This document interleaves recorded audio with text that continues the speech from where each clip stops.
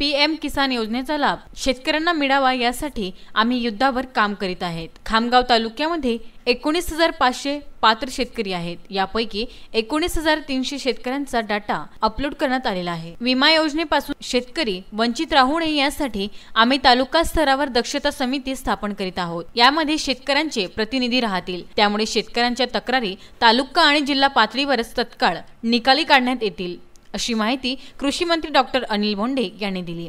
शेतकऱ्यांना कर्ज देण्यासंदर्भात ज्या बँका कुचराई करणार आहेत त्यांच्यावर आम्ही कारवाई करणार असून यासाठी सर्व जिल्हाधिकाऱ्यांसोबत व्हिडिओ कॉन्फरन्सिंगद्वारे आपण सूचित करणार असल्याची माहिती डॉक्टर अनिल बोंडे यांनी दिली। रत्नागिरी जिल्ह्यातील धरणफुटी प्रकरणाच्या पार्श्वभूमीवर विदर्भातील बंधारे सुरक्षित आहेत का, असा प्रश्न युवासेना यांनी केल्यानंतर कृषी मंत्री डॉक्टर अनिल बोंडे यांनी विदर्भातील सर्व बंधारे सुरक्षित असल्याचे सांगित कृषी विभागामार्फत केलेल्या उपाययोजनांची माहिती त्यांनी दिली।